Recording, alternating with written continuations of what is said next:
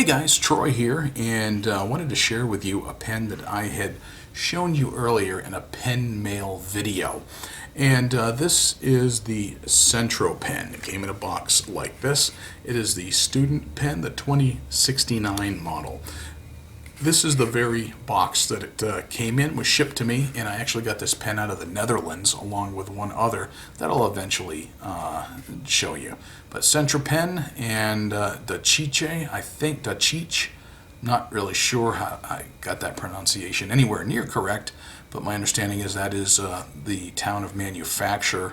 Centropen has been around since at least the 1950s from the models that I've seen advertised, and they were a government-owned company out of Czechoslovakia, which now I do believe is split into the Czech Republic and Slovakia.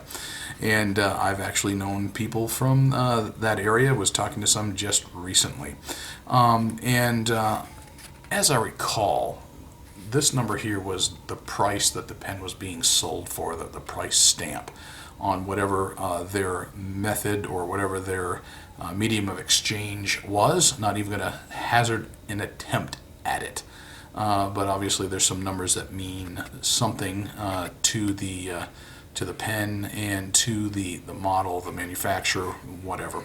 This particular pen did come with two ink cartridges in it, and it is a student pen. So in the spirit of it being a student pen, I went ahead and used one of those standard international cartridges that came with it so that I can show it to you. I thought about putting in a converter into it because I do have a plethora of standard international converters at home, but I figured I would just go ahead and use the cartridge since I wanted to give it a fair shake as the student pen that it was advertised to be.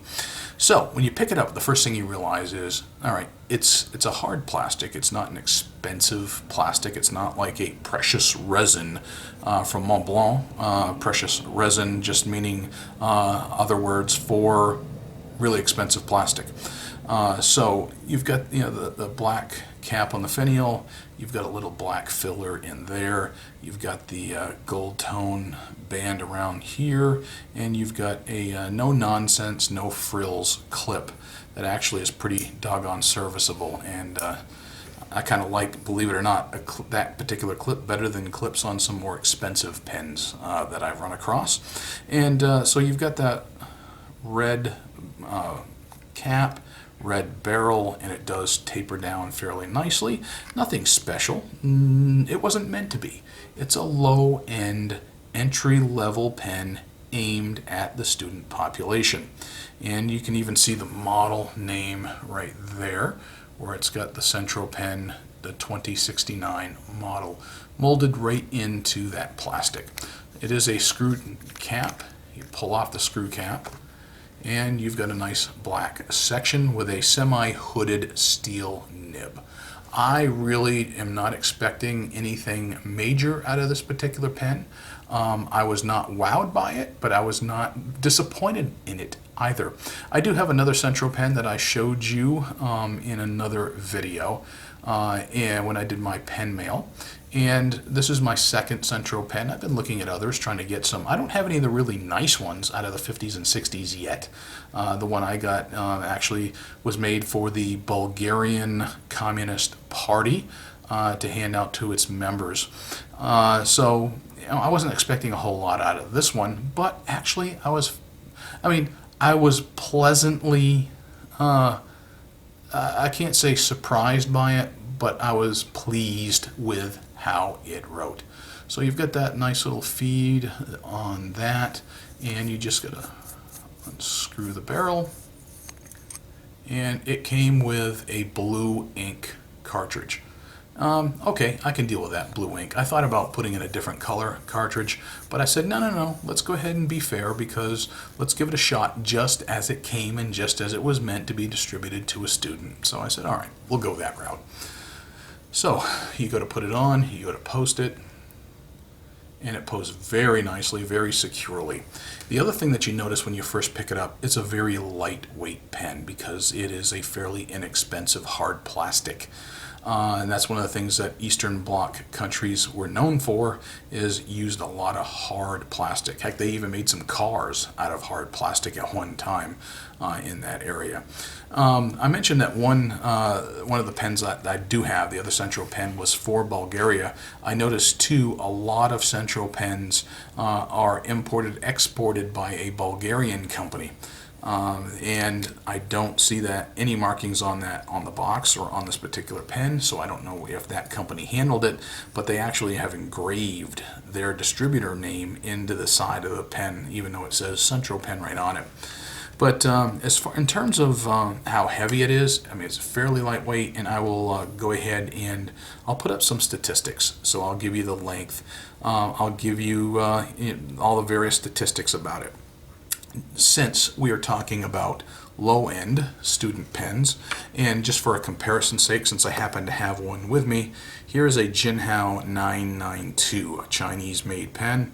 So you can see, if you're familiar with a 992, and I would think a lot of people in the fountain pen community would be, it is fairly close in length and not too far off in girth in terms of the barrel. So that, just to give you some perspective, that you can relate to this particular pen if you're familiar with a 992 in its size.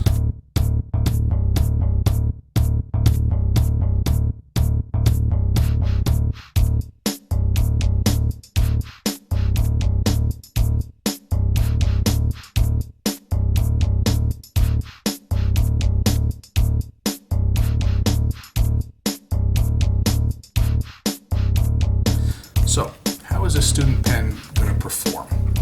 Well, let's go ahead and put ink to paper and find out. Again, posts very nicely, sits nicely in the hand. I'm going to tilt my handy dandy Rhodia dot pad, and let's give it a shot.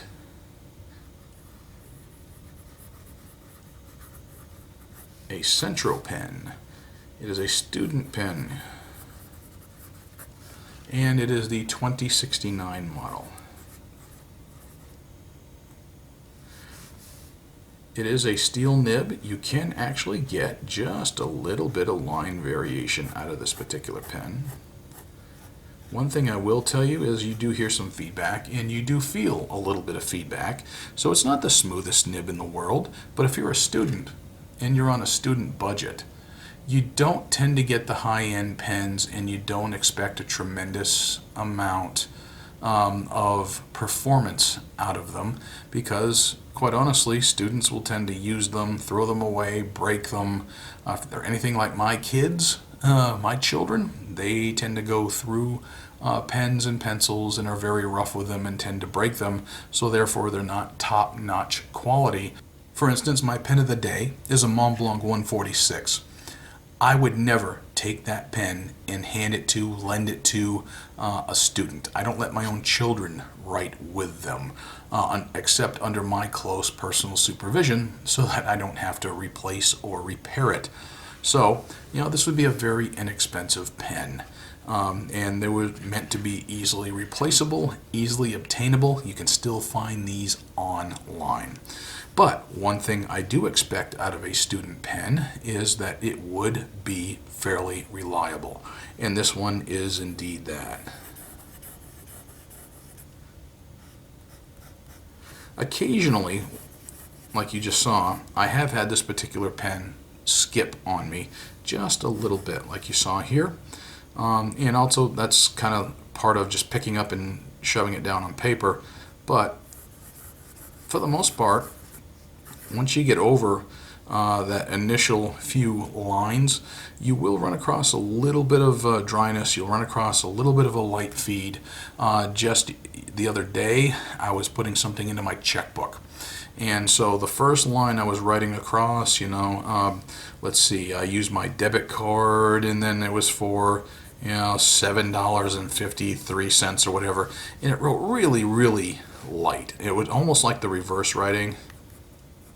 Actually, reverse writing on this one is a lot better than I thought it was going to be, because I've never reverse written with this particular pen. But it came out really, really light when I was writing. And then the very next line, go to put in my next entry, and it was full dark blue ink. All right, so at least you get an idea. So for a student pen, it is reliable. The performance isn't there as far as being consistent every time I've written with it. I will tell you it has written every time I've gone to use it, however, even though I've gotten some varying results from time to time. And if you wanted to see about some line variation, if you really had a case where you needed to make a thicker line with it, you can, and it will lay down a little more ink. And it's not an incredibly wet writer, but it will write wet enough to be able to smear. So there you go. So overall, I'd say I give it a positive for this rather than a negative. I got no real complaints with it. It performs about the way I expected it to. I wasn't expecting anything tremendous out of it. I got exactly the kind of performance I kind of figured I would get from a Czech student pen. But if you're looking for something that's a knock-around pen that you can just carry around, like I just threw it, matter of fact, this pen case here, I had it right in here along with this Jinhao. And that Jinhao I always keep for giveaway, and this was actually my pen of the day yesterday. And I don't mind using inexpensive student pens, even as my pen of the day. So there you go. It's worth checking out and investigating. You can find them on eBay, I'm sure. But for a student pen, 2069 Centropen, it's not such a bad deal.